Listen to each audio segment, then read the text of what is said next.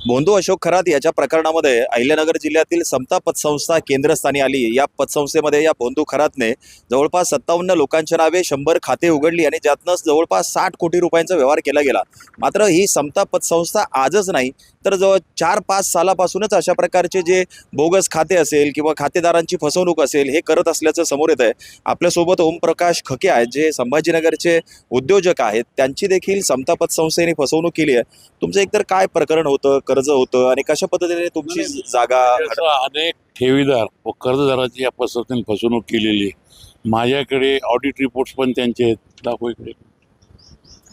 Audit reports पण मी आज इथल्या पोलीस स्टेशनला देणार आहे। अच्छा, एवढे सगळे ऑडिट रिपोर्ट्स आहेत। त्याच्यानंतर सहकार आयुक्तांनी माझ्या प्रकरणाच्या अर्जावर चौकशी केली होती। त्या चौकशी सुद्धा हे दोन मी तुम्हाला कॉपी पाहिजे तुम्हाला आज पोलीस स्टेशनला देणार आहे।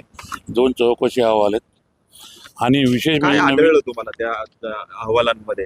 अनेक त्रुटी आहेत त्याच्यात। पोस्ट डेटेड चेकवर प्रॉपर्टी विकणे, जामीन आपले जामीनदार न घेणे, कर्ज देणे। माझ्या केसमध्ये तर पोस्ट डेटेड चेकवर प्रॉपर्टी विकली, ते चेक पासच झालेले नाहीत आणि यांनी प्रॉपर्टी हस्तांतर करून टाकली।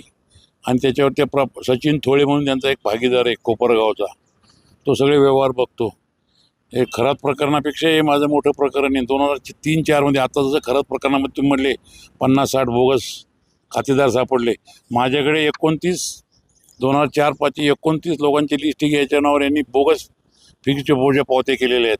ते परस्पर त्याचे मोडून परस्पर म्हणजे त्या लोकांना माहिती नाही। त्या लोकांना सुद्धा माहिती नाही। या पूर्ण प्रकरणाचे FDची क्रमांकासहित तारखासहित माझ्याकडे पूर्ण लिस्ट आहे। ह्याची ईडीने पूर्ण चौकशी करायला पाहिजे। याची एक कॉपी मी तुम्हालाही देतो पाहिजे तर। या सगळी जी लिस्ट आहे याच्यामध्ये FD केलेली 2004-05 पासून म्हणजे खराब प्रकरण तर आता नवीन आहे। ईडीच्या लोकांनी तर खरं पाहिजे 4-5 पासून 15-20 वर्ष मागे जाऊन चौकशी करायला पाहिजे। मी तर यालाही तयार आहे की ईडीच्या लोकांसमोर मी बसायला तयार आहे। पतसंस्थेच्या चेअरमन, संचालक मंडळ अधिकाऱ्यांनी माझ्यासमोर बसावं, आमने सामने चौकशी करावं, मी त्याला पण तयार आहे। तुम्ही कर्ज काढलं होतं जागेवर आणि तुमच्या जागेची परस्पर यांनी लिलाव करून विक्री केली। आज काय स्थिती आहे तुमच्या अकाउंट? आज परिस्थिती आज परत ते म्हणतात माझी पूर्ण वसुली होऊन माझे त्यांच्याकडे 37 लाख रुपये शिल्लक आहेत, तरी त्यांनी अजून 1-2 प्रॉपर्टी विकले आणि अजून 2 प्रॉपर्टीवर त्यांनी बोजा चढवून ठेवलेला आहे। आणि माझ्यावर अजूनही म्हणतात 2.5-3 कोटी रुपये आउटस्टँडिंग आहे।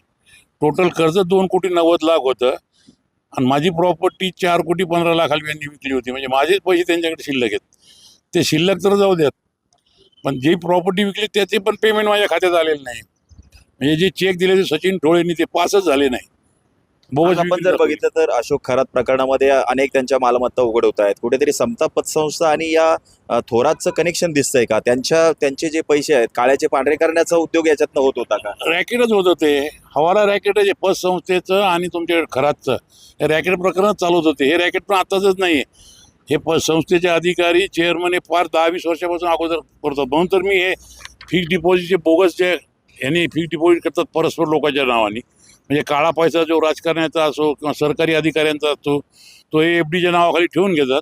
जेव्हा गरज पडली तेव्हा त्या FD मोडून टाकतात, पैसे परत हवाला रॅकेट मार्ग इकडे तिकडे फिरवतात। आता काय मागणी आहे तुमची या प्रकरणात? माझी मागणी आहे पोलीस अधीक्षकांनी पूर्ण याची चौकशी करावी आणि फिक्स्ड डिपॉझिट पावती सुद्धा जसं आता कॅप्टन खराची जशी चौकशी करतात तशी याची पूर्ण चौकशी करावी।